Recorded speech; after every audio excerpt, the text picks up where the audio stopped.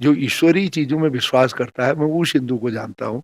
मैं ये नए प्रकार के हिंदुओं को नहीं जानता जो है कहीं किसी और फैक्ट्री में जाते हैं या जो केवल मोदी जी में विश्वास रखते हैं या किसी और व्यक्ति में विश्वास रखते हैं। तो ये जो नया ब्रांड निकला है, इस ब्रांड को मैं नहीं जानता। कांग्रेस ने अपना मैनिफेस्टो लॉन्च किया है उत्तराखंड में, जिसके लिए खुद प्रियंका गांधी वाड्रा आई थी और काफ़ी सारे प्रोमिसेस उसमें किए गए हैं, खासकर अनएम्प्लॉयमेंट के इशू के ऊपर, विमेन को कैसे प्रायोरिटी मिलेगी और इसके साथ-साथ यूथ के लिए क्या कुछ किया जाएगा। इन सभी मुद्दों पे हमसे बात करने के लिए हैं कांग्रेस के वरिष्ठ नेता हरीश रावत जी। हमारे साथ हमारे सहयोगी जो उत्तराखंड देखते हैं, पृथ्वीराज जी भी हैं। नमस्कार सर। नमस्कार जी। सर, कांग्रेस पिछली बार सरकार नहीं बना पाई थी। अभी काफ़ी वर्कर्स में एक तरह से होप है। जिस तरह से रोटेट होता रहता है पावर स्टेट में, कइयों को लग रहा है कांग्रेस इस बार आ पाएगी वापस। लेकिन एक ये जो इंटरनल रिफ्ट है पार्टी में, जो फैक्शनलिज़्म है, आपको क्या लगता है, क्या वो भारी पड़ सकता है? ये बिल्कुल भारी नहीं पड़ेगा क्योंकि चीज़ें मैनेज होगी। सबसे बढ़िया बात ये है कि जनता में उत्साह है कांग्रेस के लिए, परिवर्तन लाना चाहते हैं और कांग्रेस वर्कर ये समझ रहा है कि ज़रा-सा हमने चूक की, तो फिर हम अपने आप को ब्लेम करते रहेंगे। इसलिए कांग्रेस वर्कर किसी गुटबाज़ी में नहीं फँस रहा है। हो सकता है हम नेतागणों में कुछ बात कभी आ जाती हो, तो उसको ज़्यादा हम ब्लो अप नहीं करना चाहेंगे और ना ब्लो अप करने लायक है वो। प्रियंका गांधी वाड्रा जी ने मैनिफेस्टो लॉन्च किया। क्या कुछ उसमें है? क्या हम एक्सपेक्ट कर सकते हैं पार्टी से?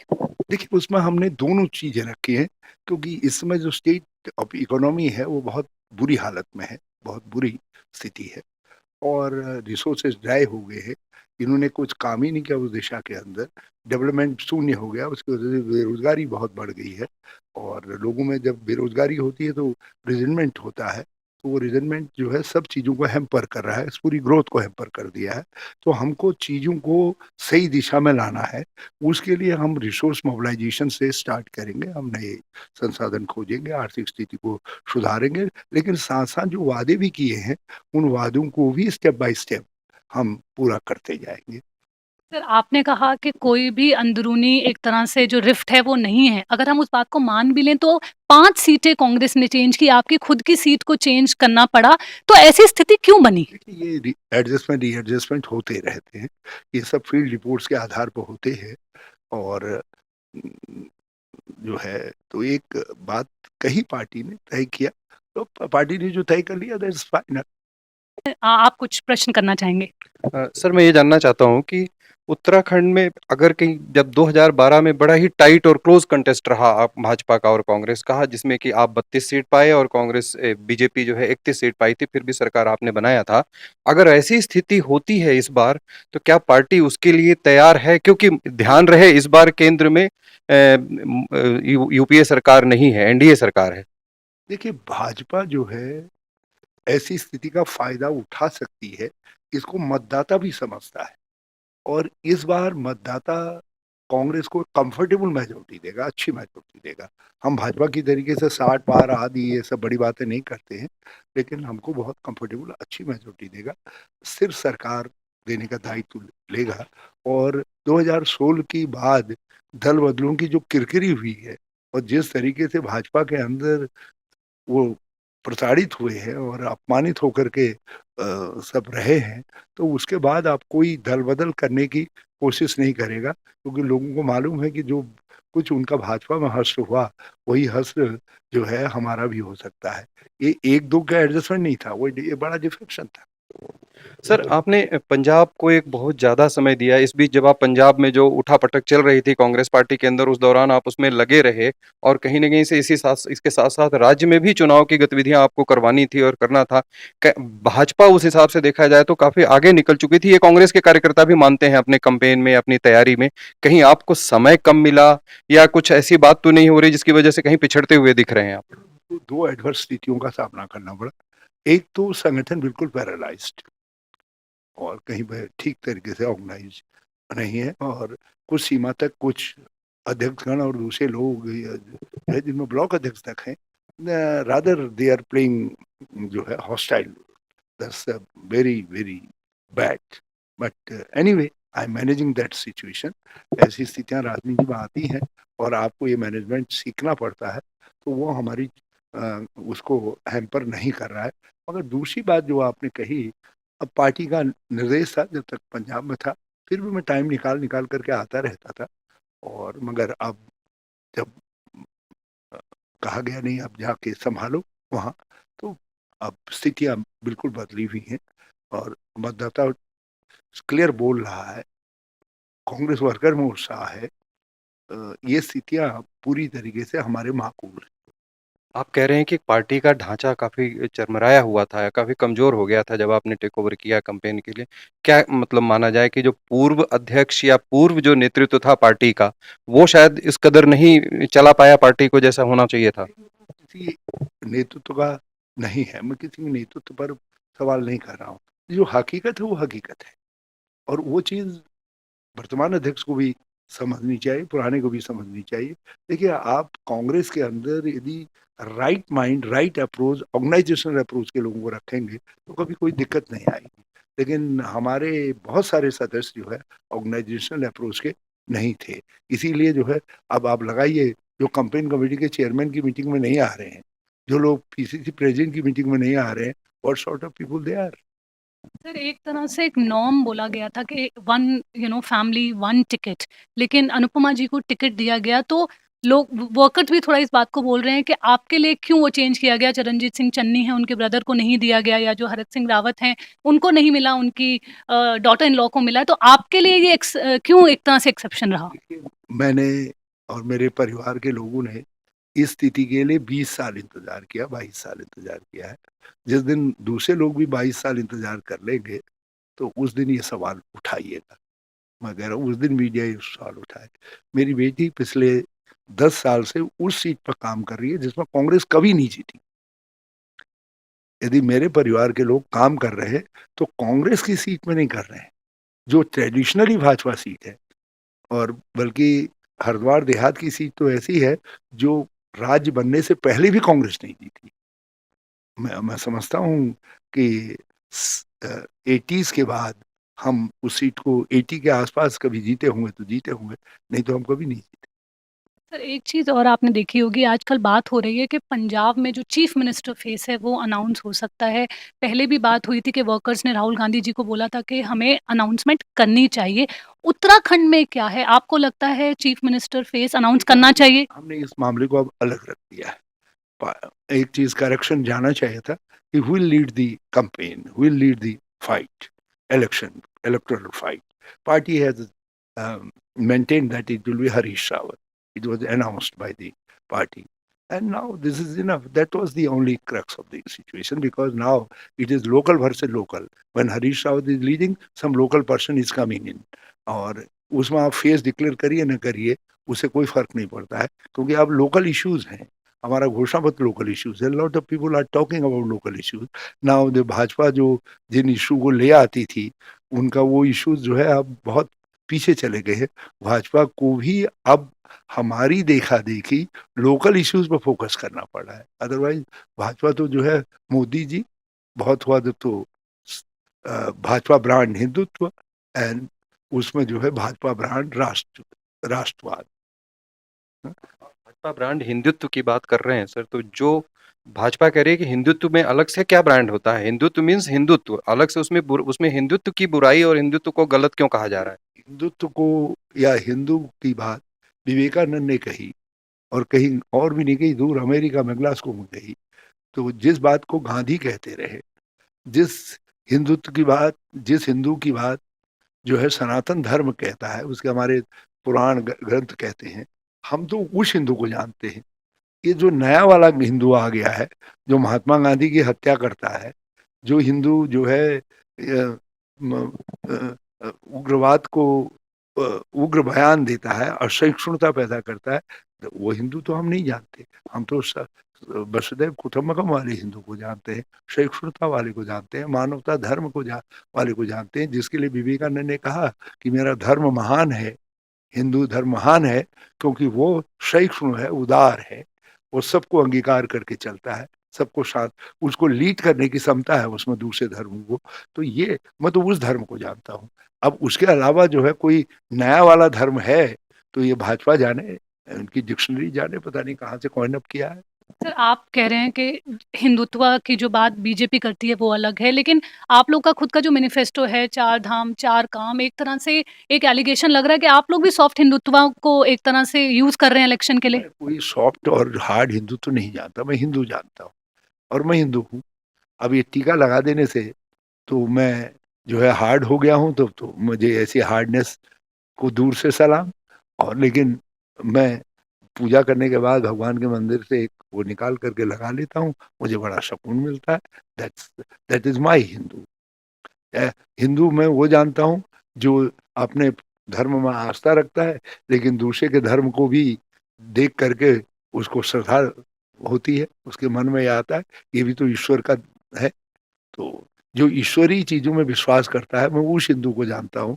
मैं ये नए प्रकार के हिंदुओं को नहीं जानता, जो है कहीं किसी और फैक्ट्री में जाते हैं, या जो केवल मोदी जी में विश्वास रखते हैं या किसी और व्यक्ति में विश्वास रखते हैं।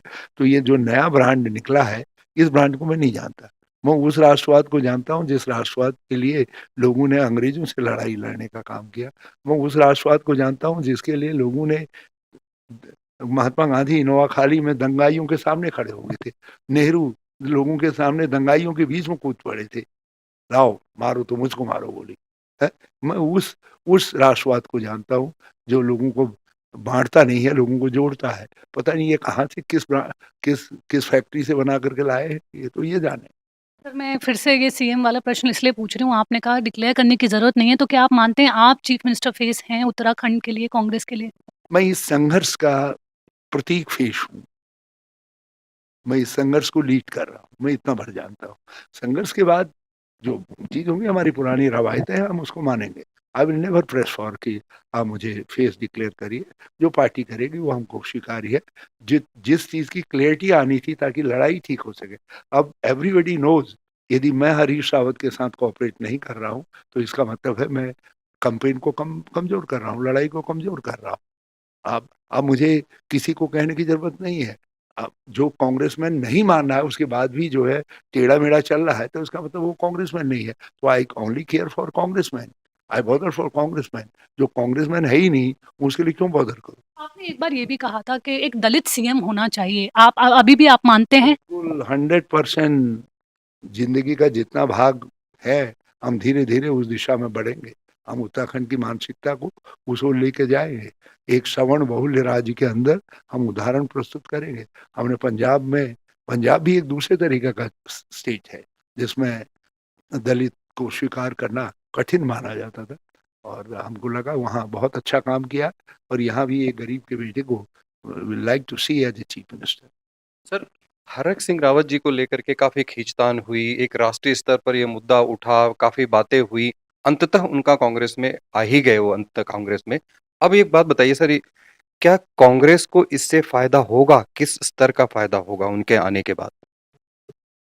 नारा तो है, आया हरक पड़ा फर्क। देखते हैं, अब तो उनको प्रूव करना है, लेकिन वो कांग्रेस के नेता है, हमको उनसे बड़ी उम्मीदें। सर, आम आदमी पार्टी क्या कोई फैक्टर है इस इलेक्शन में? काफ़ी बात हो रही है कि ट्रायंगुलर कॉन्टेस्ट हो गया है। वो 5-7 साल यहाँ के गाड़ गधेड़ों में डांडे कांडों में घूमे होते, हम 55 साल में भी आज दावा नहीं कर सकते कि हमारे पास उत्तराखंड के इस प्रॉब्लम्स के लिए एक फुल मॉडल है। कहीं न कहीं उसमें भी हम देखते हैं कि सुधार की ज़रूरत है। तो वो अचानक एक मेड मॉडल लेकर के यहाँ आकर के लोगों से कहेंगे लाओ हम तुमको गवर्न करने के लिए तैयार हैं। I don't think Uttarakhand will accept. और वोट कटवा के लिए उत्तराखंड की राजनीति में कभी स्थान नहीं रहा है। वो सीधे भाजपा और कांग्रेस को जानते हैं, और उनको लगता है कि कांग्रेस ही अल्टरनेट गवर्नमेंट दे सकती है, और वो कांग्रेस को अल्टरनेट गवर्नमेंट देने के लिए सक्षम मान करके सीधे वोट देंगे। जो परिवर्तन का वोट है, वो सब कांग्रेस के साथ आएगा। सर, इस चुनाव में अगर भाजपा और कांग्रेस को हम कंपेयर करें चुनाव कैंपेन के तरीके को लेकर के, तो उन्होंने हेलीकॉप्टर और बड़े-बड़े उस तरीके के साधनों का काफ़ी उपयोग किया है। आपकी पार्टी में भी ये था कि 2 हेलीकॉप्टर लिए जाएँगे और उसके बाद आगे बढ़ेंगी, लेकिन आप लोगों ने शायद उस दिशा में उतनी तैयारी की नहीं कि कहाँ पर पीछे रह गए? रथी रावण बिरथि रघुवीरा। हम तो रामायण के, आप तो जानते हैं, हम जो है रघुवंशी लोग हैं। हाँ, तो हम तो जो है पैदल पैदल चल करके लंका जीती जा सकती है, तो हम पैदल सिपाहियों के बल पर भाजपा को नहीं जीत सकते? यदि यदि हम भाजपा को नहीं जीत सकते हैं, तो वो हिम्मत नहीं है, तो फिर हम राम के वो कैसे? सर, एक बीजेपी प्रेसिडेंट का एक बयान है, उन्होंने कहा है कि आप ही के जो पार्टी के नेता हैं अकील अहमद, उनको उन्होंने कोट करते हुए कहा है कि उनसे आपकी बात हुई है और आपने कहा है कि आपकी सरकार बनती है तो एक मुस्लिम यूनिवर्सिटी उत्तराखंड में आएँगी। वो कह रहे हैं कि एक तरह से आप तुष्टिकरण की राजनीति कर रहे हैं, पोलराइज़ेशन। कभी नहीं, मेरे से कोई बातचीत नहीं हुई और ऐसी माँग किसी मुसलमान भाई ने उठाई भी नहीं है। ये पिछली बार के लोगों ने जुम्मे की छुट्टी नहीं माँगी, भाजपा ने वो हमारे गले में डाल दी कि जुम्मे की छुट्टी माँगी। इस बार ये नया ले आए हैं। तो ऐसा कुछ भी आपने नहीं कहा है? कहीं से कोई बातचीत नहीं हुई है। नो यूनिवर्सिटी, हम जो यूनिवर्सिटीज़ हैं, वो सर्व वाली यूनिवर्सिटी बनाएँगे, एक स्पोर्ट्स यूनिवर्सिटी ज़रूर बनाएँगे और यदि संसाधन जुटे, तो हम चाहेंगे कि एक विश्वविद्यालय में हम संस्कृत विश्वविद्यालय के रूप में डेडिकेट करें और यदि हो सका तो दून विश्वविद्यालय में हम वाल्मीकि के नाम की चेयर स्थापित करके इस काम को करवाएँगे। मैंने उसका नाम महर्षि वाल्मीकि विश्वविद्यालय किया था। भाजपा ने जो है वाल्मीकि शब्द हटा करके उसको जो है फिर से दून विश्वविद्यालय किया है, तो मैं वहाँ हम कुछ करें। प्रदेश में राजधानी की राजनीति हमेशा ही गैरसैंण एक तरफ से हिल है और देहरादून के बीच में ही उथल-पुथल हमेशा ही होता रहा, लेकिन आज तक 21 साल हो गए, लेकिन आज तक कोई निर्णय नहीं हो पाया इस दिशा में। क्या इस दिशा में कोई परमानेंट कैपिटल बनेगा? कारण ये है कि इससे बहुत बड़ा विकास में बाधा आ रही है राज्य में।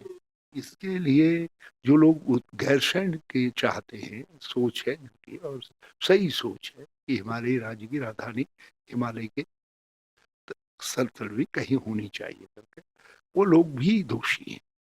उन्होंने कोई इश्यू बना दिया। अब इश्यू बनाएँगे तो चीज़ें हल नहीं होंगी। हमने पिछली बार राजधानी की दिशा में हमने कहा इंफ्रास्ट्रक्चर बना रहे हैं, किसी ने विरोध किया? विधानसभा भवन का किसी ने विरोध किया?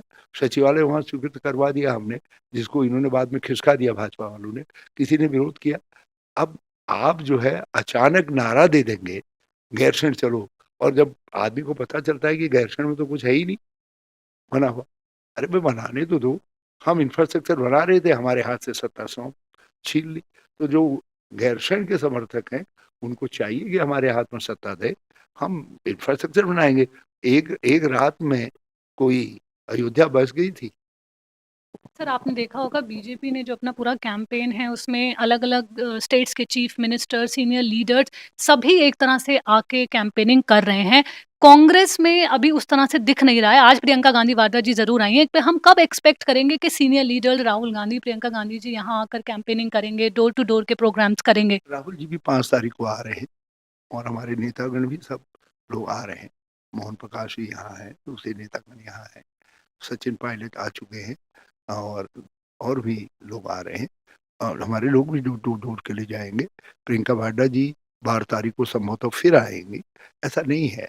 मगर हमने खुद कहा है कि हम लोकल इश्यूज़ पर लोकल नेताओं से ट्विंकल ट्विंकल लिटिल स्टार हाँ, how I wonder what you are, तो हम अपने छोटे ये सब हमारे वो लोग हैं, लोकल पे फोकस। हमारा लोकल फोकस है। भाजपा केवल लोकल की बात नारे के लिए करती है, हमने कर्म करके दिखाया। असल में लोकल वोकल वाला तो नारा हमारा था, इसको मोदी जी ने चुरा लिया। सर, एक बात पूछना चाहूँगा आपसे कि ये चुनाव जो है 2022 का आपके लिए, क्या ये ऐसा भी कहा जा रहा है कि क्या ये आपका आखिरी चुनाव लड़ने का होगा? एक दिन तो आपको अपना कोट टाँगना ही पड़ेगा। नई नई नई पीढ़ियाँ भी आनी चाहिए, बदलाव आना चाहिए। लेकिन राज्य और राजनीति की स्थिति देखेंगे। मैंने कहा ना दैन्यम न पलायनम, कांग्रेस सत्ता में आ जाती है तो उसके बाद सोचेंगे। नहीं तो लड़ेंगे, योद्धा की तरीके से लड़ के मारेंगे। तो इसलिए राजनीति से कोई भाग थोड़ी जाएँगे। मैनिफेस्टो में एक बहुत ही बड़ा, जो कि आप पहले से ही कुछ दिनों पहले से ही लगातार उस मुद्दे को उठाते रहे हैं, कि आपने जो कहा कि ये आप ही का दिया हुआ इनफैक्ट आइडिया है कि ₹500 से ऊपर सिलेंडर के रेट नहीं बढ़ने देंगे आप। मैं एक जानना चाहता हूँ बिल्कुल कंक्रीट, अगर सरकार आपकी जिस दिन बन जाती है उसके कितने दिनों के अंदर आप इस सिस्टम को लागू कर देंगे और आम आदमी इसको फैसला लेंगे और क्रियान्वयन करने के लिए जितना जेन्युइन टाइम होगा वही लेंगे।